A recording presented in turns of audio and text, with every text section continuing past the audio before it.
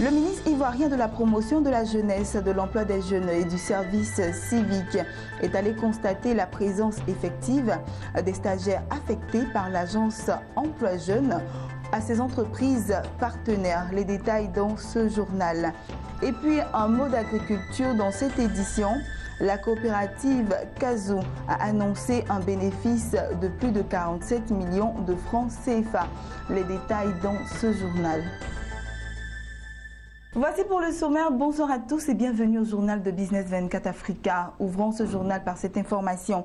Le ministre ivoirien de la promotion de la jeunesse, de l'emploi des jeunes et du service civique a rendu visite mardi dernier à quelques entreprises partenaires de l'agence Emploi Jeunes. Sidi Tiemoko Touré a constaté la présence effective des stagiaires affectés par l'agence Emploi Jeunes aux entreprises partenaires d'une part, et d'autre part, il a encouragé et rassuré les entreprises qui accompagnent l'État de Côte d'Ivoire dans la mise en œuvre de son programme d'insertion professionnelle de la jeunesse. Mon désir Nassimanto Odifini.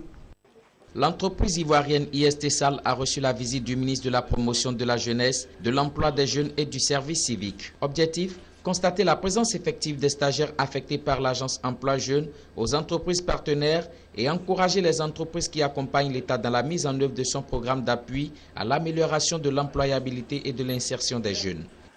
Après IST-SAL, Sidi Touré s'est rendu dans l'entreprise ECREAF. Ici, même objectif et même message. Le ministre de la Promotion de la Jeunesse, de l'Emploi des Jeunes et du Service Civique a profité de l'occasion pour rassurer quant à l'accompagnement de l'État pour les entreprises qui accompagnent le programme d'insertion des jeunes ivoiriens. Embaucher les jeunes aujourd'hui en Côte d'Ivoire donne droit à des facilités. Et les entreprises sont gagnantes et l'État est gagnant dans la mesure où ces jeunes sont pris en compte. Toute entreprise qui embauche au moins 2 jeunes ivoiriens a droit à des crédits d'impôt.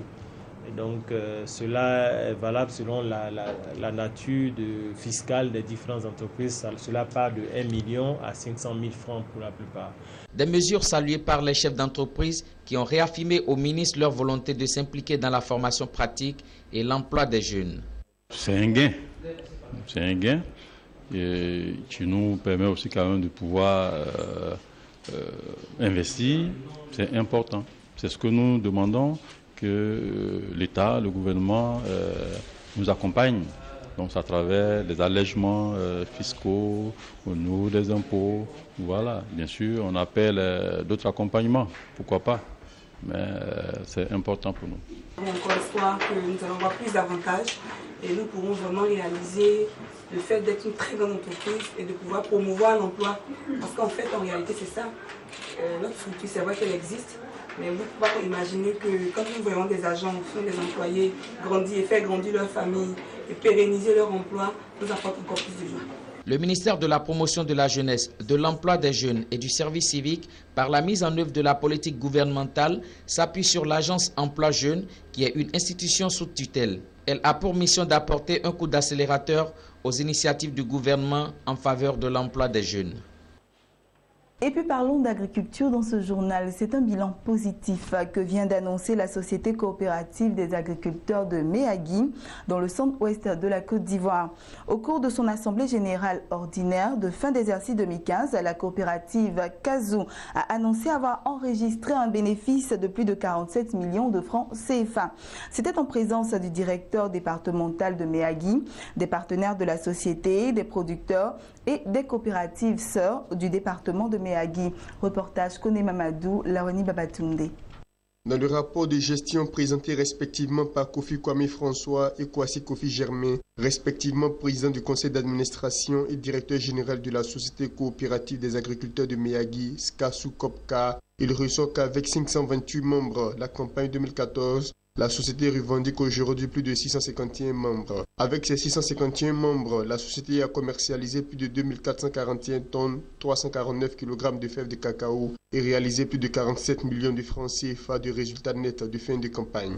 Pour les deux responsables, les résultats auraient pu être meilleurs, mais à cause de la mauvaise qualité dépendant du climat, la société coopérative a été contrainte d'arrêter temporairement les activités, avant d'ajouter que, fidèle à ses principes d'action sociale en faveur de ses membres, la coopérative compte réaliser certaines infrastructures pour améliorer les conditions de vie et de travail de ses membres. Il s'agit notamment d'un centre de santé, de 2 écoles primaires et 2 pompes hydrauliques villageoises dans certaines sections. C'est pourquoi ils n'ont pas manqué d'exhorter les producteurs à livrer l'ensemble de leur production à la société et à s'engager résolument dans la qualité. Je remercie le conseil d'administration pour le travail bien accompli. Je remercie également le conseil d'administration pour le bilan qu'il nous a donné. Nous sommes très satisfaits. Le directeur départemental de l'agriculture de Miyagi, Diomondé Lassina, a salué les performances de SCASU, qui est une référence dans le département, non sans inviter les dirigeants à s'approprier les valeurs de probité, de transparence et de bonne gestion pour sortir les producteurs de la pauvreté. Il n'a pas manqué d'inviter les producteurs à faire siennes les bonnes pratiques pour tirer profit de leurs activités.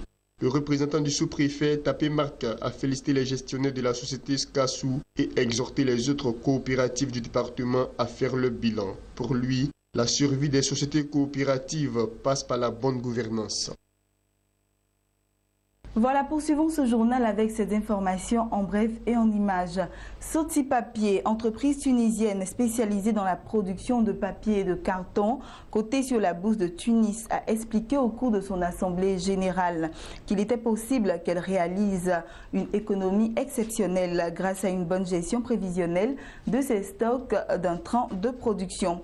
La valeur réelle de l'économie n'a pas été avancée, mais la société est apparue confiante aux yeux des actionnaires, étable pour l'exercice 2016 sur un chiffre d'affaires de 72 millions de dinars, soit une progression attendue à 6,5% et une prévision des résultats nets de 7,7 millions de dinars contre 7 millions en 2015, soit une hausse estimée à 10%.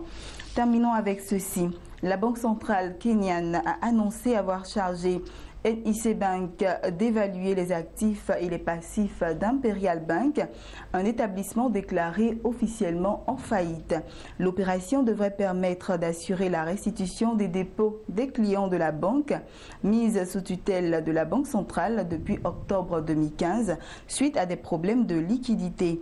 Les clients ayant des dépôts d'un montant inférieur ou égal à 1 million de shillings recevront l'intégralité de leurs fonds, tandis que ceux ayant des dépôts plus importants devraient attendre la fin des enquêtes avant de connaître le sort de leur agent. Imperial Bank est arrivé au 19e rang dans le classement des 45 banques kenyanes en 2014 avec des actifs de 56 milliards de shillings. Voilà, c'est ici que nous refermons ce journal. C'était le journal de la rédaction. Je vous souhaite une excellente suite de programmes sur Business 24 Africa, la première chaîne de l'économie africaine.